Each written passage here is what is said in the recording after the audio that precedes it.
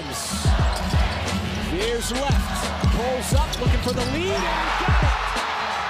Jalen Williams, 2 seconds, 1:11.109. Now SGA probing, piercing, spinning, hanging for the lead, and SGA knocks it down. The Thunder finally get the defensive stop, and SGA puts them in front. I'm Kenrich Williams. You're listening to Topic Thunder.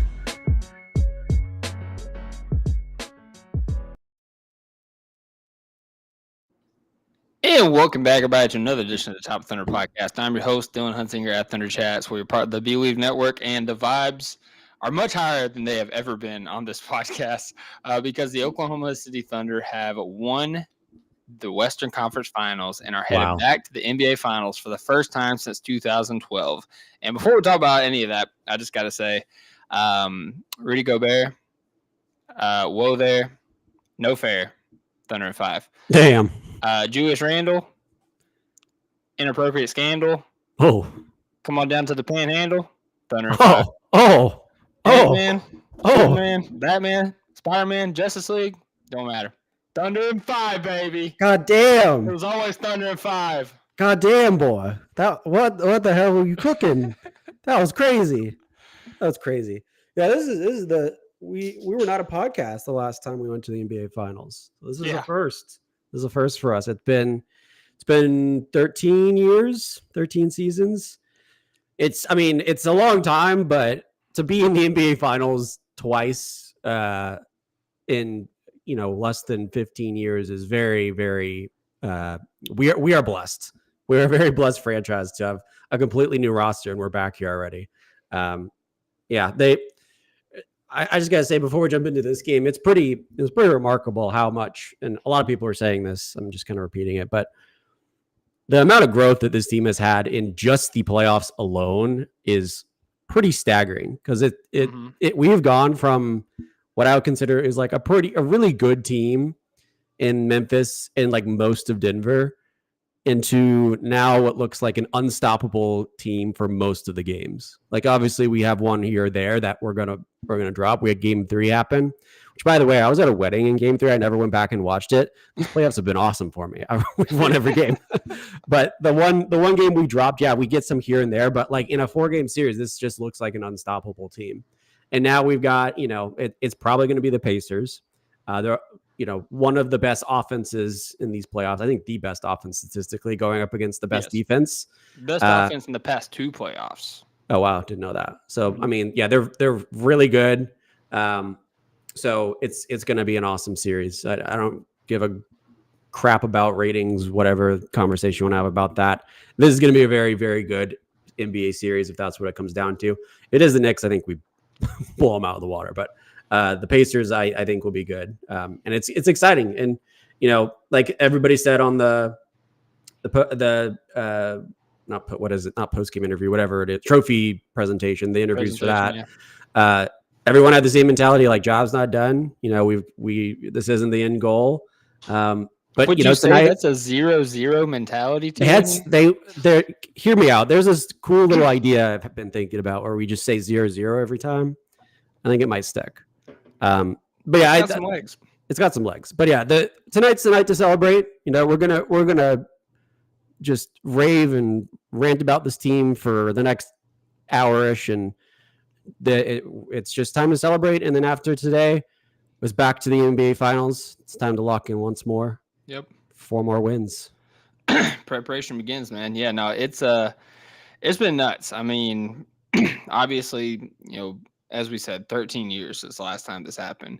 We got really close in 2016. And if it wasn't for a certain Klay Thompson, we probably talking about NBA Finals in 2016 as well. And, probably could have got back there in 2017 if something else didn't happen. So, we've had to overcome so much to get here. And just talking about this era of basketball, like Shea even talked about it, whenever Lisa Salters asked him, what does this mean to you? And, he was thanking the crowd, like the people that were there supporting him. He was talking about how, when he first got there were some dark times.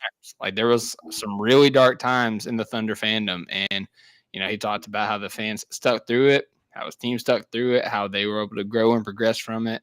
And yeah, man, like thinking back to the rebuild, like, you know, we was playing Poku like rotational minutes. Like we were watching Xavier Simpson hook shots. Dude, And I gotta find that lineup that goes around every once in a while that we had. Yeah, like the Jalen Hort 18 rebound game, Moses Brown double machine.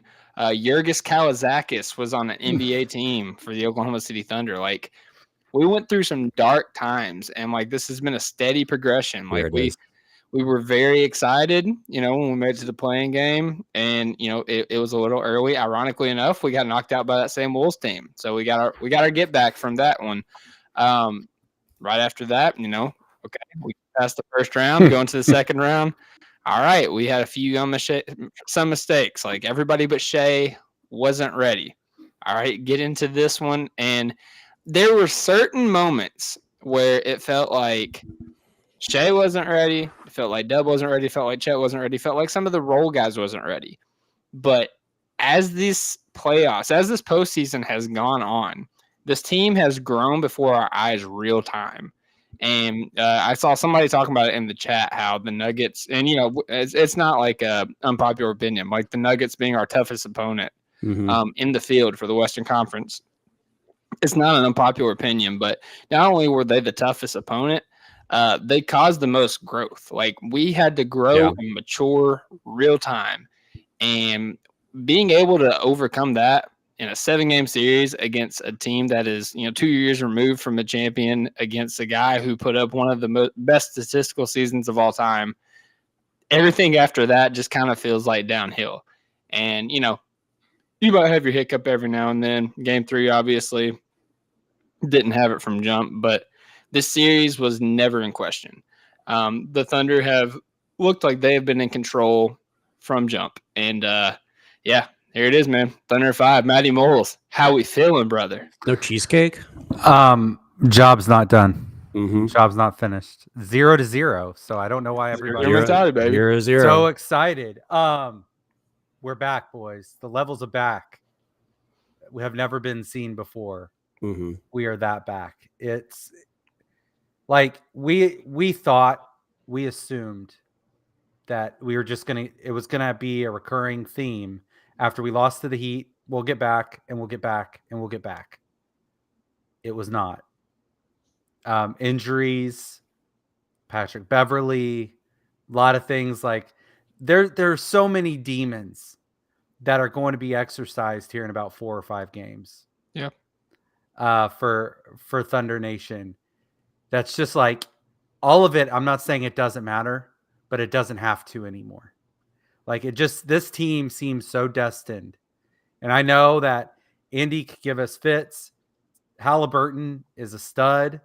They're a deep squad, and they're smart, and they're coached well, and they're hungry. They're, in a lot of ways, Indiana is the same mentality like the Chris Paul Thunder squad was. In a way, to me, where nobody gave them credit, and they're just there. Yeah. That being said, I'm feeling pretty damn good about what we're going to be doing here in about 4 or 5 games.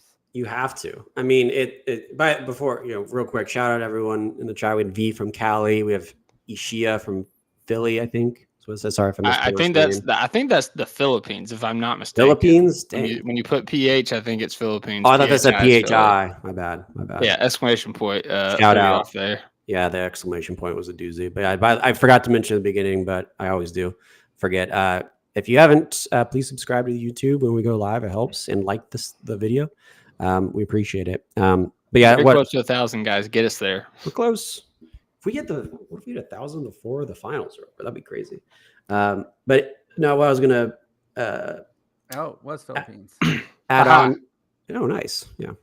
Shout out. Thanks for being here. Shout out. Appreciate it. I don't know what time it is there, but I guess it's kind of early. So, but still, thank you. Thank you to everyone who's here. Let us know where you're from, by the way, in the chat. Farthest person gets something. I was like, what are you giving up? I don't know. TBD. A thumbs up.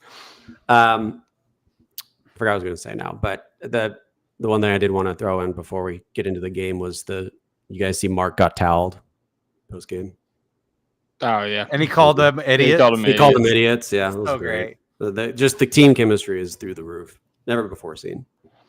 Yeah, no, it was amazing, man. It was really cool whenever they presented the trophy to Shea, like, you know, the Western Conference Finals MVP. Like, he held it up for the fans. You know, he thanked the fans.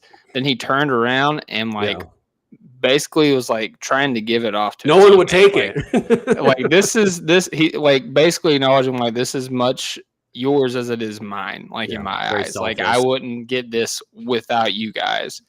And I mean, it's just symbolic of the type of leader that Shai Gilgeous-Alexander is. And I mean, man, we're so blessed to have him. Like he's regular season MVP, now the Western Conference Finals MVP. Next box to check is the NBA Finals MVP. So we will be looking for that. And I think he's got a great chance for it. I think I looked at the odds the other day and he was in like the negatives, and like, to have negative without even being in the finals, like knowing who's going to be in the finals, is pretty impressive. Do you guys even want to talk about the game? I mean, I guess like in a sense we could just talk about just being like, we can just generally talk about it. We don't have to do the norm. We can just hit what we want to hit, you know?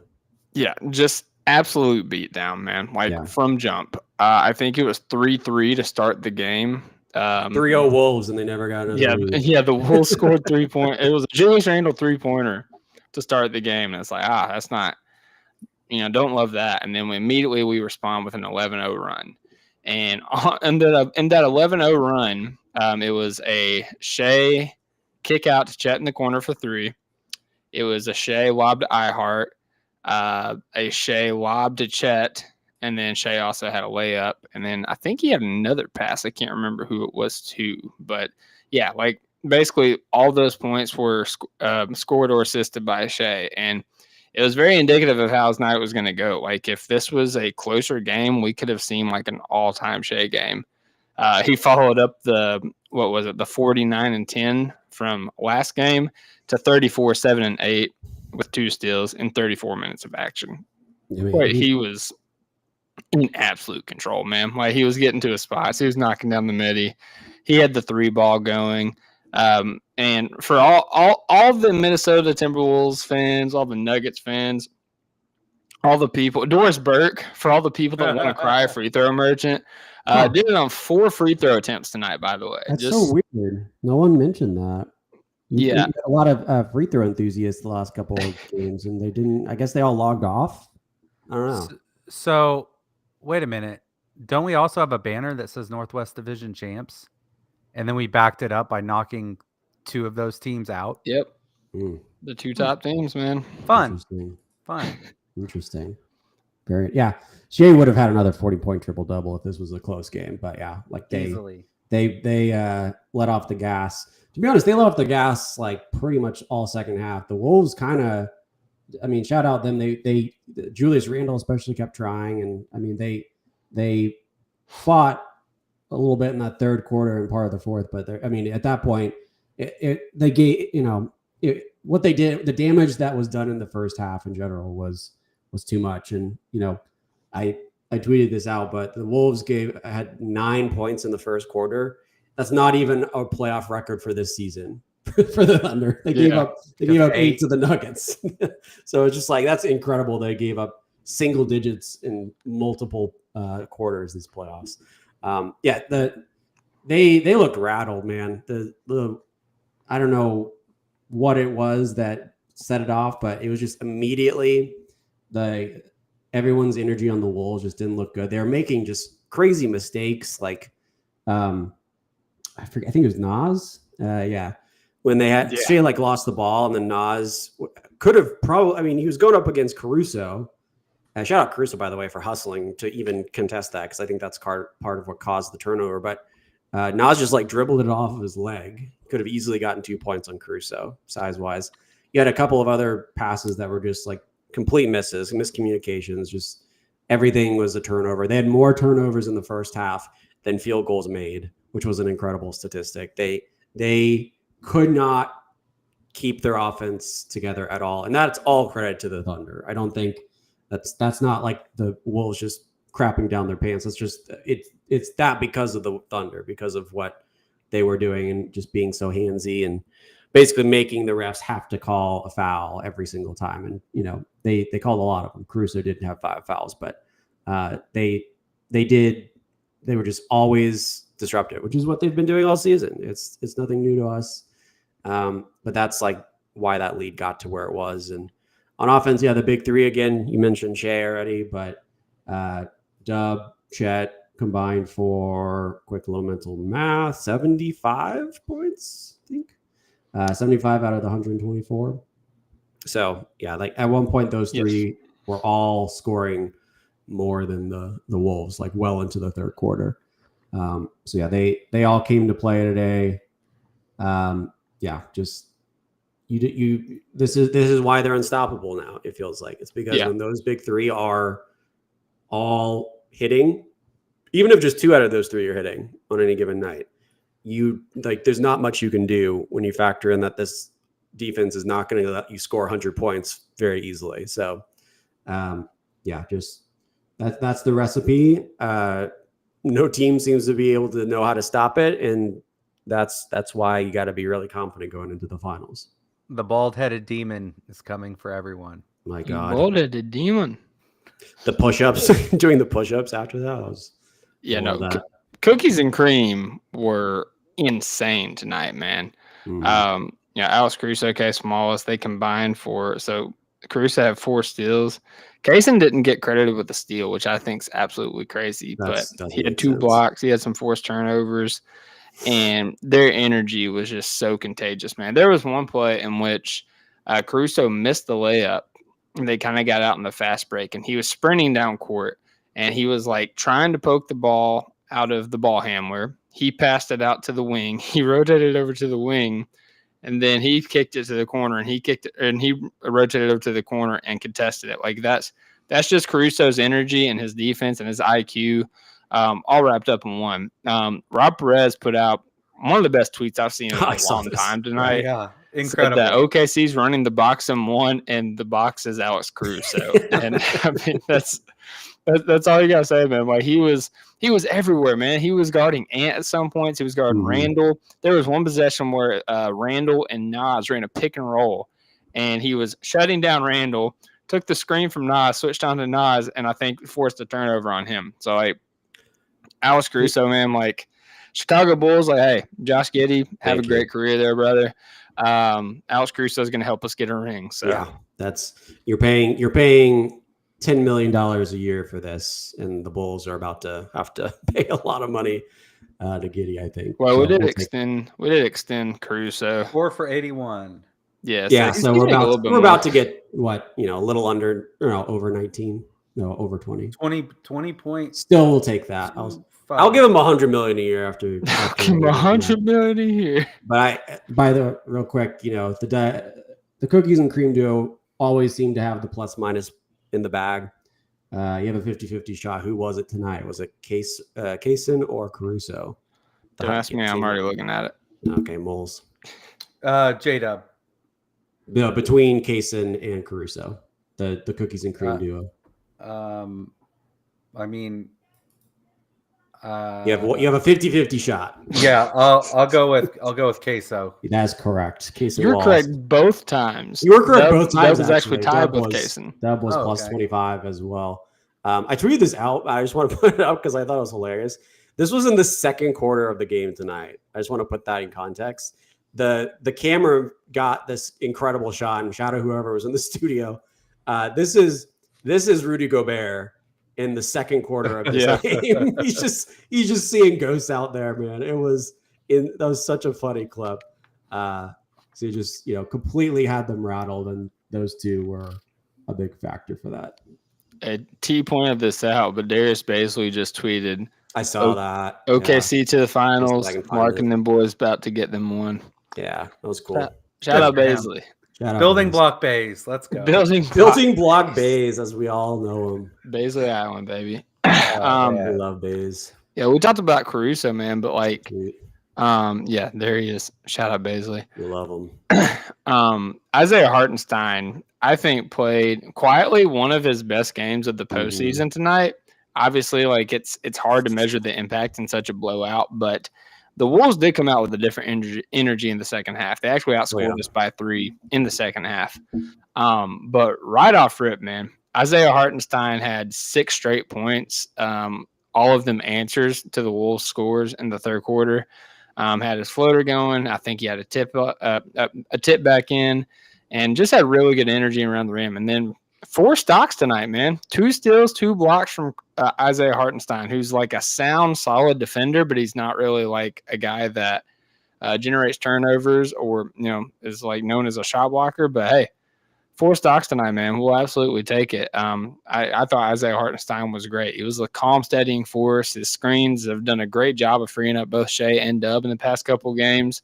And I know it's been a weird series for him in terms of like matching up with the Wolves because you kind of don't need 2 bigs against the Wolves in the way that they play. But I think that in his minutes, he's done the best that he could, and I think the past couple games he's played some of the best games of the series. So, agreed. Yeah, he's been playing like 15 to 20 minutes a game the last few games, and that feels about right for what you need him. But yeah, when he was in there, and you already said it, but that second half where, to be honest, like if Julius Randle did that all game, like if he had that energy all game, this would probably be a lot closer game in Wolves in general. But bro, we had him questioning life in the first half. You could see it in his eyes. But yeah, that second half, like Ihart was a big steadying force. Dort also started like hitting his threes too around there, which was helpful. But yeah, shout out Ihart. I don't know if he's going to have much impact in the next series as well. But we said it last pod, but let's not forget what he did for the Nuggets series, because that's why we're a part of the reason why we're here. Yeah, he had a good game. We have a 4th member joining in, I think. So we're not going to be so skinny anymore. It's a quad pod. We're not going to be so skinny. Back to the old quad pod. Colin? Let's do it. We're here. We're here. You know what feels so good to say? Please. The Oklahoma City Thunder in the NBA Finals. Doesn't that feel great? Wow. Yep. That's a crazy sentence. Feels so good. It's a good thing I got this blanket covering my lap. Oh, God. Last time I could say that to y'all, that the Thunder in the NBA Finals, I was 12 years old. I was 12. You're such a youngin. That's bonkers. I was 12 years old the last time the Thunder were in the NBA Finals. I spent almost the entire second half tearing up, seeing this team do it. I don't know about y'all. When they put on the finals hats and I saw them wearing them, that's when that it was the really, moment. really hit. And I mean, hey, y'all, we said it all season. They can say it's glazed. They could say we're saying it because we're fans, or maybe we're just objectively right that this is one of the best teams ever played the game of basketball. I don't know. Could be any one of those things. I don't know. Are you telling me a 68-win team with the second best net rating ever, and one of the best guard seasons ever, and one of the best defenses ever is probably pretty good? Yeah, Tierney, I think I'm going to say that. That's a weird thing to. I think I might consider saying that one. To be honest, I might think about it. Hey, I'll say, job's not finished. We got 4 more wins to take care of. You got to bring this one back to Oklahoma City. I got to hang out with the finals trophy today, and trust me, that thing's nice. I want to see that one in Oklahoma City. Nice. Just got to get a quick little preview of it before it comes here. Speaking of seeing things in Oklahoma City, is there a way that maybe some of us will be seen in Oklahoma City? We're cooking something. We're cooking something up. Stay tuned. Can y'all hear me? I can't hear you though. I can hear you. We can hear you now. Just mute me. All right. Okay. I normally do. I usually don't listen to you. Just kidding. But yeah, you talked about tearing up Cone. I when Chet was talking about how he was hurt and like everybody having his back and the guys behind him having, I was like, oh God, that kind of hit me a little bit. That was a cool little moment for him to like give that perspective. Oh, real quick. I know we do our record watch. The Thunder just became the team with the most double-digit wins in NBA history for a full season and playoff run, by the way. It's my favorite part. The 2017 Warriors, 61 of those things. Do you think a team with 61 double-digit wins is probably pretty good? Do you think that's probably good? It seems good. Seems pretty good. There's not been a team in NBA history that has given more experience to their bench. Like shout out, like like Jang and I'm blanking, not Jay Ward, but AJ Mitchell. AJ Mitchell, like all those guys have had so much playoff experience because we keep blowing these teams out and they get fourth quarters. Usman Jang hitting a 3. That was a great. Right Jang gang was before going proud, to the NBA baby. Finals. Oh my God, Dylan! That The was a step back huge 3. moment. He's here. That's what dreams are made of, man. Yeah, no, man, it was absolutely phenomenal. You know, it's crazy. You know, people want to talk about how, you know, they want to downplay the Thunder's success, and like, you know, you was talking about it. You know, just talking about like their all-time great defense. At halftime, the Wolves had 12 made field goals and 15 turnovers. Like, that's. You were not listening to me. I mean, I said that. Did you say that? I'm sorry. Yeah. Was that whenever my headphones were messed up? It's fine. Oh yeah, that might have been. Yeah, my bad. Yeah, it might have been. I apologize. That's okay. Forgive you. But yeah, no, man, it's I think they had they had 14 turnovers and 12 made field goals in the first half, something like that. Yeah, I believe so. It's about to be NBA Finals week, and Brian Windhorst and Scott Van Pelt are gonna be in Oklahoma City. Yeah, it's crazy. And you know who else is going to be in a Oklahoma lot of City? other people is going to be in Oklahoma City. Who else is going to be in Oklahoma City? Hey, y'all, is it? I mean, it's such a shame that we're going to the NBA Finals and nobody is scared of the Thunder. It's unfortunate that no one's scared of this team. Yeah, like no one in the West fears the Thunder. I mean, you feel like they probably John Morant. I'm good in the West. Given the results, it's a shame we got figured out. Yeah. Yeah. I feel like if those teams were to have a time machine, they probably should have reversed time and maybe been scared, because maybe they would have actually won if they had actually were scared and actually thought this was a threat of a team. It's also impressive that we made it to this is the first NBA Finals the team has made it to 0-0 without ever winning or losing a game. Or scoring a single unprecedented. Point. Yeah, no one's ever done. It's kind of impressive that we've made it through to the NBA Talk Finals about insane defense or giving up a point. Yeah, talk about some insane defense. I wonder if Marcus Morris is sold on OKC now. Oh my God, dude! I think who was it that someone put a collection up of like all the different media titles. I think it was I'm blanking on his name. Like Ryland. Did Ryland do it? Somebody, not Thunder Media. Somebody we've had him on the pod. I forget his name. It'll come to me. But they put up a title, like a bunch of different media titles, and it's insane. Like what the conversation is right now around the NBA and this NBA Finals in general. Like are the best teams not in the playoffs anymore, or something like that, and no more great teams. They had a segment about like Luka Doncic's weight in the like. They're just like ridiculous. Oh yeah, like Jason Gallagher. Gallagher, that's what it was. Thank you. So just like ridiculous stuff, and yeah, the Markieff Morris twins being on that program, and you know Markieff did say like a couple weeks ago he was like, yeah, the Thunder are really good. I really liked them in the series, and now both of them are kind of And then it's like there's no like elite teams or whatever, and left in the playoffs. Like and they wonder why the potential ratings are going to be down. That's the storyline you're going with. No, what's gone is there are no more elite broadcast teams left in the playoffs since TNT is out. Yeah. So. Yeah. Hey, did you guys see Converse dunk all over Ant on their Twitter? Oh, yeah. They posted a video of an ant just crawling around. It said nothing left to say, like with the number 2. Nice. It says unbelievable. That's so funny. It says Shai Gilgeous-Alexander's headed to the finals. Makes me happy. Shout out Converse, man. Like I was kind of skeptical whenever Shai like signed with Converse, just because like, you know, they were very like new on like the basketball branding, you know, at that time. But man, their marketing campaign this year has been nuts. With, you know, all of Shai's signature shoes and, you know, the MVP run, and now the OKC going to the finals and stuff. They've been spot on. So shout out to them. Saw Rob's tweet about how it's probably going to be Converse versus Puma in the NBA Finals. Nike and Adidas. That's so funny. Oh yeah. Nike and Adidas just can't get it done. Sorry. And you know it's got to be so upsetting for the rest of the league. We got Nikola Topic. Oh my God. Oh my. Topic Thunder is up next season. We got the Derpy Demon on the bench, baby. Dude, like the lines at like Academy right now for folks in Oklahoma City to go get their gear already. So bonkers. Man, they got some good. I'm looking at the Thunder Shop online. They got some good stuff here. I'm trying to decide if I want to just hold off for championship stuff, but man, they got some good stuff here. I can't lie.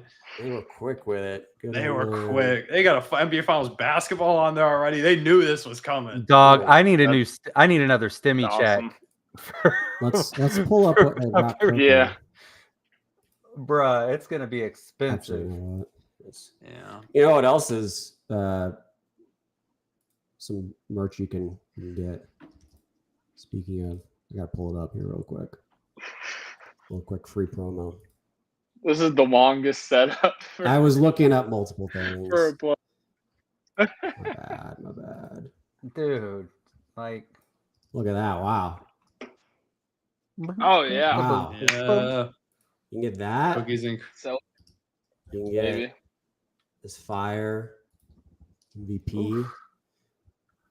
Really wish we had conference finals merch, but it's it's a shame we don't have an MVP. All we have is a foul merch, and that sucks. 4 free throws code. Can you believe it?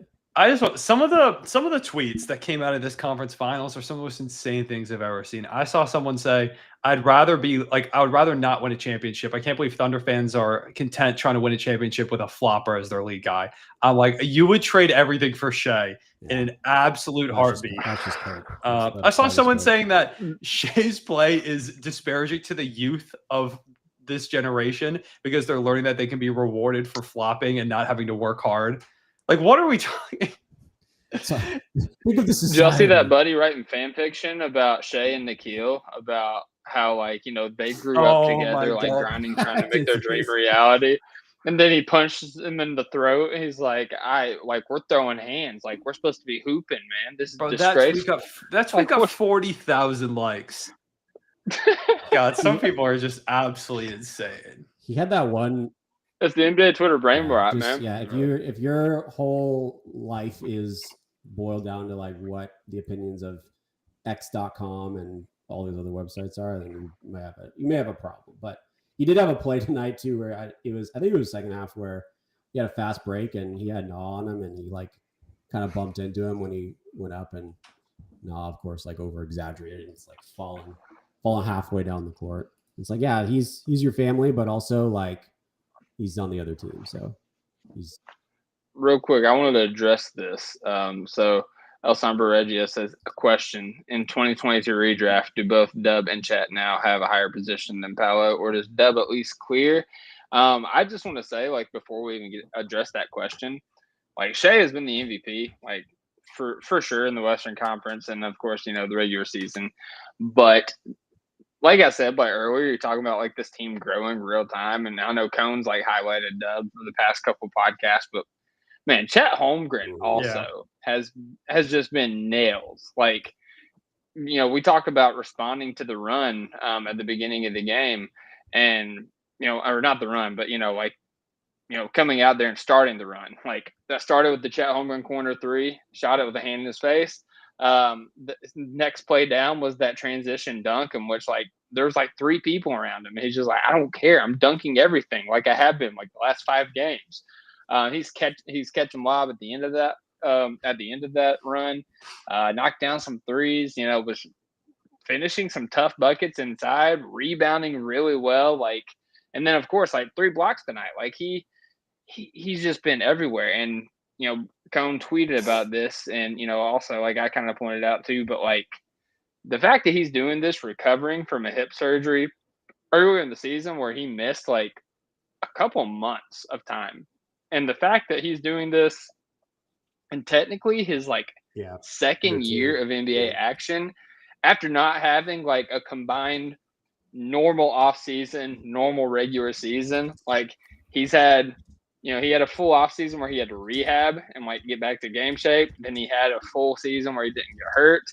He had a full regular offseason this year, but then he got hurt. And like he's still doing this. Like the league should be very, very afraid of what Chet Holmgren's about to do. Popcorn Matty Moles raising your hand. You're asking about Dub and Chet. Did the U.S. national team even offer them an invite? I'm confused. I can't remember. I think so. I don't think they did. They were on select team. Yeah. Give it a couple years. When's the next Olympics? 2028. It's just 8. Like, okay, give it a few years. Like they're starting. I mean, that's. I think it was at that moment that they were like, "All right, bet." Like the Olympics revenge tour. You don't believe now, but you will soon. Yeah, to answer the question, I'm taking them both over Paolo. Like, not even thinking about it, just because of the fact that they are both two-way players, and like Paolo, can be an offensive engine, but we've seen Dub already be like, a secondary offensive engine, kind of like Paolo does with Franz. Chet, like, he doesn't necessarily have that bag in his bag right now, but the gap on defense between Chet Holmgren and Paolo Banchero, for instance, is just like mountainous. So yeah, I'm taking them both over Paolo. But comes the NBA guy. What do you say, Go? I think Paolo probably still goes 1 or 2, just because of I don't think there's been enough time for us to like truly make changes like that. I think if you put Orlando back in that spot, they probably still take Paolo. But the fact that it's even a conversation that the Thunder might have had the guys that, when it's all said and done, give it more time. But the fact that the Thunder are in that conversation for guys that could have gone 1 and 2 in the same draft class, we want to talk about the all-time greatest draft hauls that a team has ever had. Because not only do we get those two, like J. Will has been a really key role player for this run so far. And Ooze is still incredibly young. We don't know what he's going to turn into. Like, to get those 4, to get the 2 guys that Chet and Jada both would have had all-NBA cases. Chet or Dub made all-NBA, but both of them would have been in all-NBA conversations if Chet didn't end up getting hurt. Chet would have won the Defensive Player of the Year award if he didn't get hurt, by the way. He would have had that one locked up. It would not even been a question. So Chet would have had a depoy, but both of them are going to be all-stars next year. They're both going to be in all-NBA conversations next year. I think Chet could win the depoy award. Like, we have an all-NBA player in year 3 with Dub, an all-NBA and all-defensive player. And he was the second guy we took in the draft, 10 picks below the other guy, who was coming off of midseason hip recovery, like didn't have surgery, but could have had surgery, but recovered from hip injuries. Like, to play like this now, it's just none of this even feels real, to be honest. The position that we're in. And I cannot wait till we get this ring and Sam Presti is properly acknowledged as one of the greatest to ever do this, because he is. And for some reason, people are like, oh, we can't acknowledge that until he gets a ring. To me, general manager is just putting your team in the position to succeed. And, Thunder dealt with a lot of injuries through those previous runs. And Presti made some mistakes. Like, the rosters were definitely not perfect around Russ and KD. But Presti's one of the greatest sports executives ever. And once we get this ring, he's finally going to get that acknowledgement. And I'm so happy about that for him, because he deserves it. Yeah. The draft, and speaking of like the draft, that one obviously is the top of the top. But you look at I feel like it's like a 3 or 4 year stretch where almost everything has been a hit. Because what was Giddey, like 2021, year before that, or 2020? Yeah, it's 2021. That turns into Caruso, and you have that draft where you get those 3 guys. You then have Kaysen in the next year, who don't forget about Aaron Wiggins at pick 55. That's a huge win. I was getting to Aaron Wiggins in the second round. Like, everything from like 2021 to 2023 draft, like that stretch, and like getting Case in there, making the trade to move up and get Case and Wallace, or getting Isaiah Joe after he was just straight cut. Getting him undrafted free agent Lou Dort, who's a starter for us and was top 3 defensive player of the year voting. It's really hard to win a championship. Yeah, signing Isaiah Hartenstein, the biggest signing in our franchise history. It is really hard. He got Caruso for not a single pick. They didn't even give up a second rounder for him. I laugh every time I think about that. It is really hard to build a championship roster. It's harder building a championship level roster twice. They did get it done the first time, but now the Thunder are not only in position here to win the finals 4 wins away, but this is a team that is the best position team in the league going forward too. It's Shea, who is still, 26, isn't it? 25, 26? I think he's 26. 26, yeah. Yeah, Shea's 26. Dub's in his second season now because of missing his whole rookie year, but Dub's in year 3 and he's an all-NBA all-defensive player. We got Caruso locked up for the next 4 seasons. There is not a single free agent on this team for next season. Not a single one. This whole roster is still under contract. Yep. And people keep talking about, oh, enjoy this now because it's going to be impossible to keep Chet, Shea, J-Dub. No, Presti's built this roster and put us in position perfectly. Like, there's a reason we didn't commit to anything until after we knew what the CBA was or had an idea, because now we know what to do. We have the money to bring those guys in. And we've got all the picks to, swap in role players if we need, if guys start to get expensive, or draft new younger role players. And Presti has shown, I mean, how is Kaysen Wallace a year 2 player? How is he in his second season? We forget that far too often. I have to remind myself constantly that he's a year 2 player, because not only is he a year 2 player, he's a year 2 too. player at the School of Hard Knocks of Lou Dort and Alex Caruso. Like, he is being mentored by one of the most disruptive off-ball players of our generation and one of the most physical on-ball disruptors of our generation, Lou Dort. Like, Kaysen Wallace is going to be an absolute monster in his career. Like, he could be a guy that is contending for depoys and first team all defense in the future. And, like, to your point, Cohen, about this team being so young, about us having this core locked up and still having all these draft picks to do whatever the heck we want. As fun as this season is, and 68 wins is historic, 80 wins before the finals, only 4 teams have done it now, and we're one of them. Feels crazy to say. As nuts as that is, this could be the worst this team is. I was going to bring up this take. I saw this take on a podcast. I was like, this is hilarious. And I kind of is this the worst team of this Thunder version that we're going to see? It could be. It might be. It might be because they're everybody's locked up next year. They're all young still. You're getting experience. You're only going to get better. Yeah, it's if you're the rest of the NBA, you're just looking at this oh God, the next decade potentially, knock on wood, injury wise, next decade could be catastrophic for anyone not in an Oklahoma City Thunder jersey. Yeah, no, it's gonna be scary hours, man. Sorry, but I need to cut out. I know the good times are rolling, so you guys keep going. And Tierney, just send me what you guys talk about afterwards, and I'll get it posted in the morning. But Thunder fans, relish in this time, man. I know we talk about 0-0 mentality, and we have time for that. We literally have over a week for the 0-0 mentality, but just relish it tonight. The Thunder players were relishing in the presentation tonight. Chelsea was even you'd think they won the finals. I'm listen, let them have tonight. Let them be teary-eyed, let them be happy, let them be excited, because tomorrow it's all business. Tomorrow it's about preparing for, Indiana Pacers, New York Knicks, and, whatever it may be, Thunder in 5. So y'all have a good night. God bless, and we'll let you later. Take it easy, boys. Bye. Yes, sir, man. Yes, sir. All right. So the real question at hand is, what do we do with our Friday night now? Because it's just wide open. I love the graphic. We game plan. Yeah, I love the graphic on ESPN when it was a 35-point lead. It was game 6 if available. I was okay, we don't need this. But yeah, I don't know.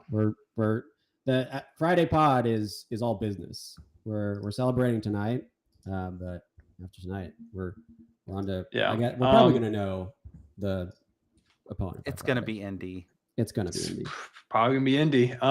Real quick thoughts on leading into that series. It's gonna be really fun. Tyrese Haliburton's leading one of the best offenses we've seen in the playoffs in quite some time. This is one of the best defenses ever. You want to talk about an amazing matchup for hoops? That's exactly what this is. Obviously, I believe we'll get the job done against them, but they're a tough team. They shoot really, really well. Everybody is a problem. We're going to have to do a great job of closing on those shooters, slowing things down, preventing Haliburton and those guys from getting downhill. Siakam's a big body. He's someone that could give us some issues. We got to body up on him. And I'm interested to see what – I don't think there's a lot of double big minutes in this series, which there shouldn't be. There wasn't a lot at all down the stretch of this series, of course. But, we're here, and we're going to have home court advantage, which is huge. This team's now only lost 1 game, still that game 1 against Denver at home. That's huge to go ahead and have that. And it'd be nice if, the Knicks and Pacers could play a couple more games, beat each other up a little bit more going into that, because I'm not really worried about rust versus rest at all. I think this team has shown that they're perfectly fine with whatever it is. But yeah, I mean, there are going to be the casual fans that complain that it's probably Indiana going up against the Thunder, and it's like, oh, no big markets. Whatever. But from a basketball perspective, this is such a fun matchup to watch between this red hot offense that feels like they can literally never be stopped and one of the most disruptive defenses ever. You just don't like ball if that's what you're complaining about. Yeah. It. But in the chat real quick, just I wanted to see what you guys thought about who has more experience heading into this finals, because obviously we've talked about the Thunder's development in just the playoffs, but the Pacers have had I don't know what it is now, but several comeback games and several very crucial moments that I think helped develop them too. I still think the Thunder are probably, as young as they are, have had a lot more experience than these Pacers have, but both of them have developed a lot. I give maybe the edge slightly to the Pacers because they were in this position last year in the Eastern Conference Finals. I don't know though. And Pascal Siakam's been there before and won. That's true, but Caruso's been there for us, and I do think that Denver series was a different level of experience to me. It's obviously not like the conference finals. They've now been there twice in a row. But to me, that was the series to me. I said it when it happened. I'm like, we get through this series, we're going to get this job done. Because that was that turned us into the team that we are. That adversity that we had to overcome, losing game 1 the way that we did, and going down 2-1, and then losing game 6 to force a game 7 at home against a team that has championship pedigree, they, I guess, have more experience in terms of making it to the conference finals twice now. But thinking about what we've been able to overcome and having that guy in Caruso who has, been there before and done that as well, which, oh my God, I can't stop thinking about the fact that we traded for Alex Caruso. That's an all-timer. It almost feels a little bit split to me. But at this point, I don't even really care about experience. I've been saying for a while that I'm out on experience. I think it matters, but only to a certain extent. When you are just the more talented team, when you are at this level of the Thunder, it doesn't matter. It can lead to you losing a couple more games. I think losing game 1 against the Nuggets was an experience thing, but they just get experience through osmosis. It feels like you saw last game where they're like, okay, yeah, now we'll foul 3 and we'll just do it perfectly fine and correctly. Okay, we won the basketball game this time. They just figure it out. And Mark said that in his post-game interview. These guys are different. This is a team unlike anything that's really ever been seen. They're idiots. Yeah. I saw a tweet a couple hours ago where someone was like, now that the series is over, is Jokic the best? I mean, he is, but is he actually the greatest player to ever play the basketball game that we know, in the history of this sport? Because getting them to 7 games with the team that the Nuggets had, it's he's just. I mean, in context now, it's pretty crazy. But Aaron Gordon, this is how crazy a 7-game series is. We are 2 Aaron Gordon threes away from that being a 4-game series instead of a 7-game series. Yeah. And we're also, I think Chats mentioned it, but we were that Lou Dort 3, I think it was game 4, where he hit all those threes. That doesn't happen either. It was me in the chat. Yeah. Yeah, it was you, sorry. But yeah, that's and it's all a game of moments. If Shea doesn't hit Dub falling to the ground and hitting for a 3, are we do we win that basketball game? And obviously, if we don't win that game, we're not winning in 5. Those Dort 3s, that was incredible from him to go ahead and save us. It's all moments. In a run like this. DVD. And the Thunder have gotten a lot of moments, which also super sick. I think I talked about this last time, but this is all going to go on Netflix's starting 5 for Shea. Mm-hmm. And Halliburton. That's what I was going to say. And Tyrese Halliburton. Both you want to talk about, you couldn't have drawn it up more perfectly. 2 guys making their first finals run, having that documented. I can only imagine what it's going to be like. Go out there, win the title, and then we get to see it all from a documentary crew behind the scenes with Netflix is going to be this sounds like an ad for them, but they just cooked. It's one more reason we got to win it this year is because that series will be must watch for fans. And we're not going to have to worry about Halliburton's dad being in OKC. So is he not allowed? I think he's only allowed to be in the suite or something. In Indy. I don't think he's Well, that's good for us. Let him come to OKC. You can watch his team lose in OKC. Whatever. Let him come through. Yeah, I don't think we'll be rattled. I don't think we'll be rattled by that. Which I do want to know, by the way, you want to see the growth of this team. The Timberwolves were in the Western Conference Finals last year. This is back-to-back seasons for them. Obviously, a little bit different with Randall and Toe and Dante DiVincenzo, but they made it to the conference finals in back-to-back years. And at the beginning of that game, they looked so rattled. Yeah, they were missing threes. They were missing layups. The body language was bad. It started to roll. Like Naz Reid saw Caruso coming and literally just dropped the ball out of bounds. He was so terrified of Caruso. You want to talk about the experience. They had more experience than us. They had more experience, but they were the team that looked by far more rattled. And obviously, having a 3-1 lead will help with that. But last game, we also looked like the more experienced team. Every game this series, outside of game 3, which was a scheduled loss, we look like the far more experienced team.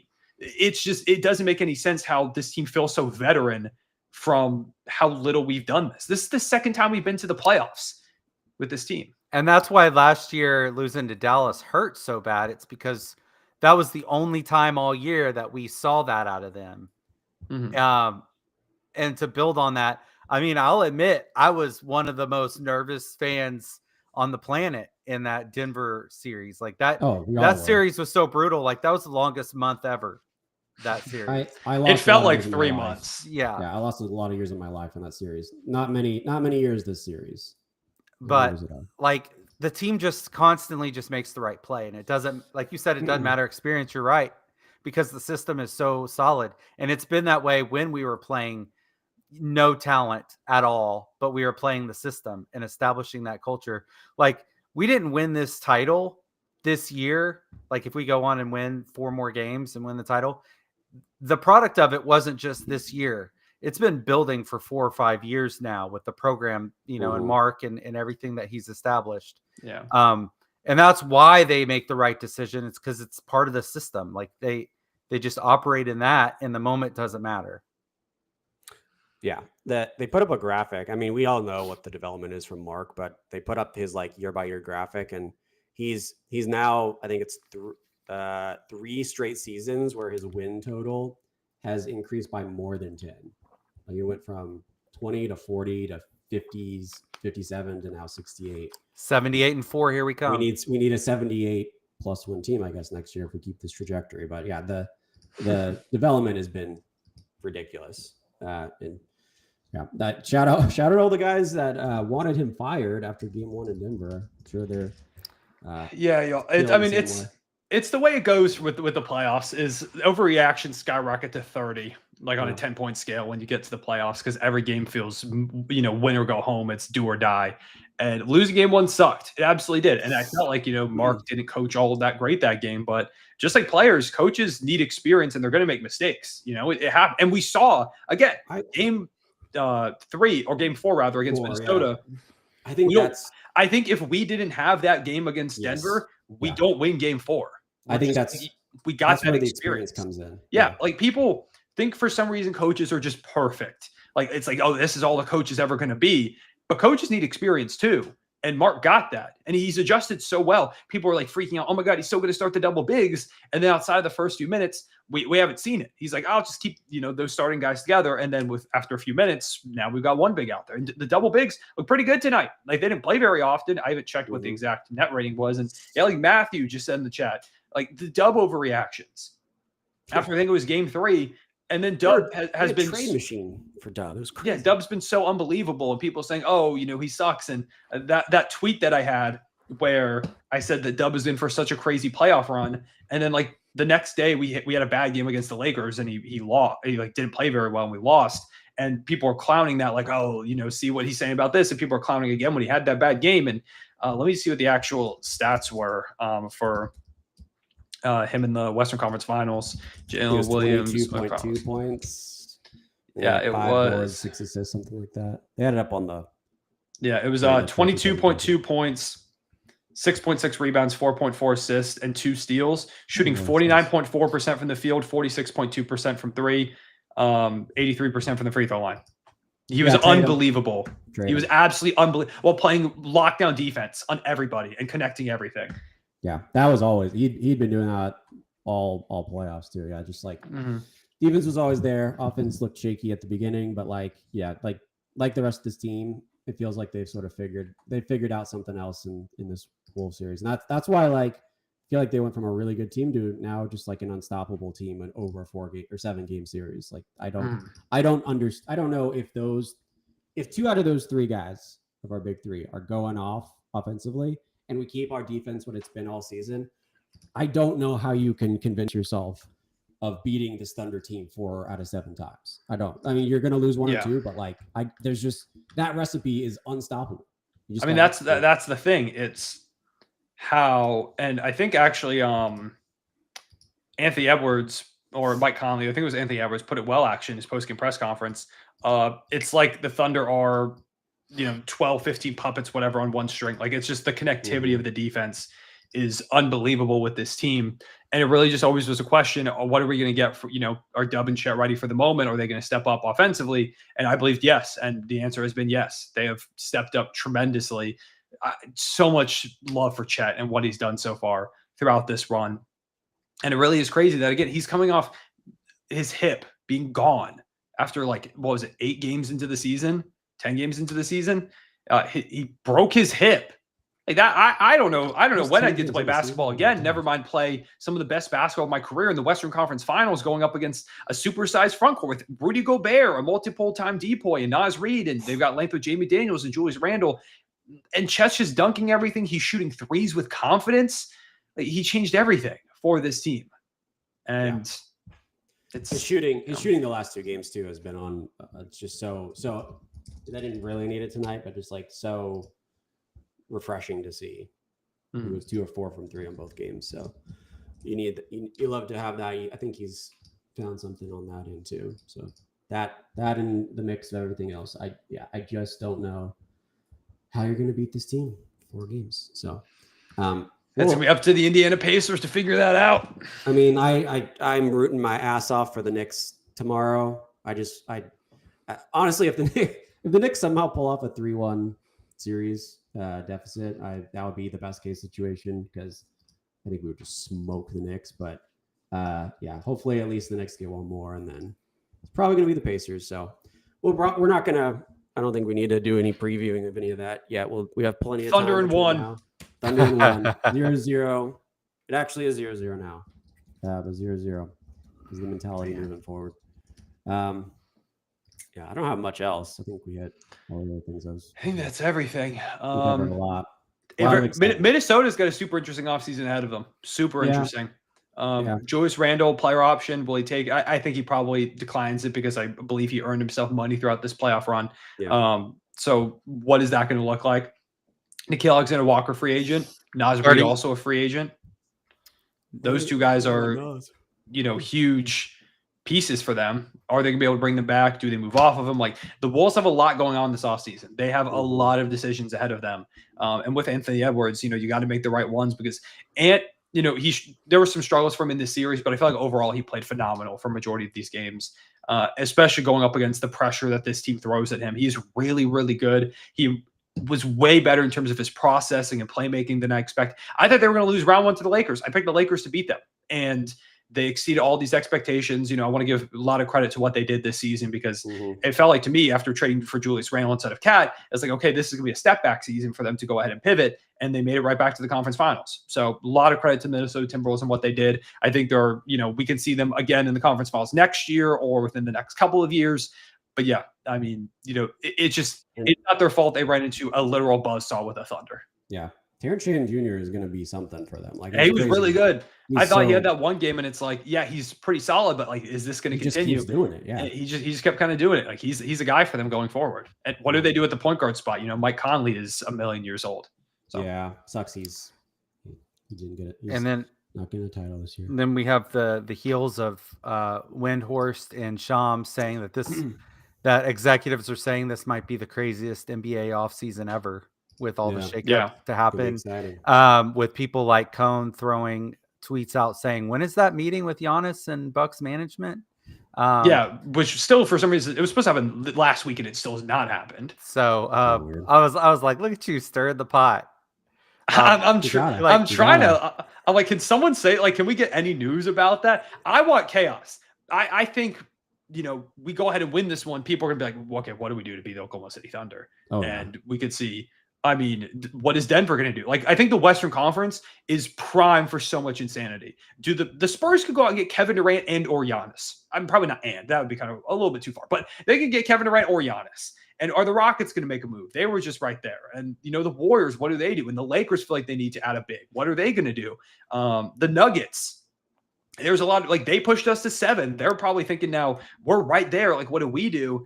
I don't think they can run it back because I think now we have turned into a different animal after that series. But, they're thinking, what can we do? And if you take a look at the Eastern Conference, like the Celtics, without Jason Tatum for almost all of next year, that's going to be confusing. And, where's Giannis going? Is he staying out east? Is he going somewhere else out east? Is he going west? The Cavs are a little bit of a question mark now. The Pacers are awesome, but do they try and make some improvements, especially if they do end up losing to us next round? And the Knicks, like, it feels like every team needs to pivot. You asked the question, what do we need to do to beat the Thunder? I think you're seeing it. Like, the Thunder are showing you it. I get the logic of we need to go get Kevin Durant or we need to go get Giannis.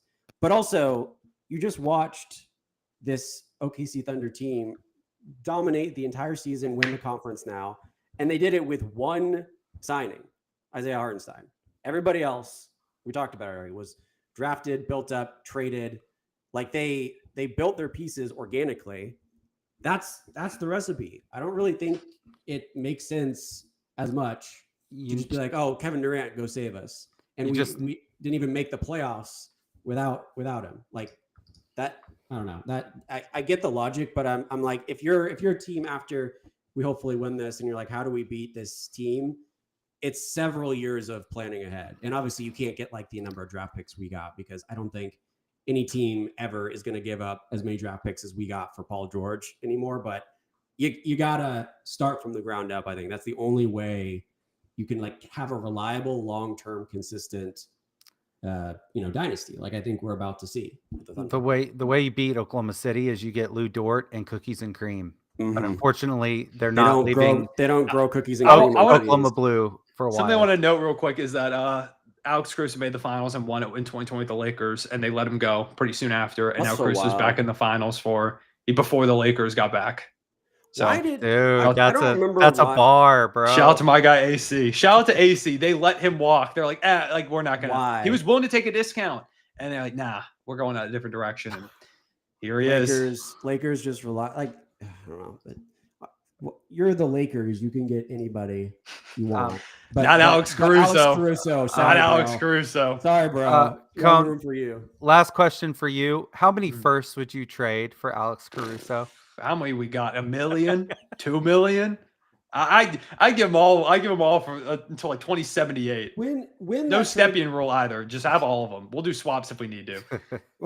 when that trade happened, what's the amount of picks that you would have been like, I like this trade? If we gave up like 2 first, I would have been like, oh yeah, like that's cool. I would have been fine with 3. Like I mean, maybe hindsight's 2020, but I mean, like, yeah. In the moment, if we'd given up 3, I would have been like, oh, like, whoa, 3. Like, I think 3 is the number that I would have been like, oh, whoa. But 2, yeah, sure. 1, I would have been like, yeah, hell yeah, go for that. None. God forbid we get 0 picks. Who would ever do that? You could have told me we gave up like 2 firsts in like 4 seconds. I would be like, yeah, okay, fine. That's fine. Whatever. We got $1 million of them. Unbelievable. I literally think I think I said this on a previous podcast. They could have like taken one, been like, shh, league office, don't tell. We're calling it in. Yeah, just throw in one of those random first that Thunder have. Doesn't matter which one. Just throw one in there and we won't tell them. And Sam Presti wouldn't have even noticed. It's like you took $10,000 out of a bank account with $15 million. Yeah, like no one never would have been noticed. 10,000 out of Warren Buffett's bank account's pretty fine. Yeah, you okay, cool. You took $1 million out of Bill Gates' bank account. Cool. He doesn't care. He doesn't notice. We're chilling. He's kind of mad you didn't take $2 million. Like, please have more. Yeah. Yeah. Well, that I think I mentioned this too on another podcast, but I feel like that trade is going to go down. I mean, obviously there's the Paul George one, but that trade is going to go down as like, how the hell did we pull this Bro, off? I love Sam Presti. I saw someone tweet out, Thunder fans should be allowed to go hang out outside Sam Presti's house, like the airport tonight. I 100% agree. Yeah, it's like just as he walks, respectfully hang out. Yeah, on the sidewalk across, just like a polite like round of applause as he walks through like his front door. A golf clap, and maybe some posters. Just hit him with the John Cusack. Say anything, like just play the boombox outside of his window. Play Thunder Professor Love for him. thunderstruck for 24 hours. Like, but leave promptly at 9 p.m. Let him have his. Don't disrupt. Yo, how am I not? Some of these shirts they have for the finals are so cold. How am I not supposed to buy them and wait for championship merch? They might just get too. Shirt, yes, sure. the cookies and cream shirt, yes, but also they got some really cool vintage looking Thunder final shirts, man. We're not putting it on because we're no free ads here, but bro, oh my god, why does my wardrobe has become like 50% Thunder gear, and it's you know what really sucks? Rookie guys? Numbers, you got to get those numbers up, bro. You know what really sucks about being in the finals?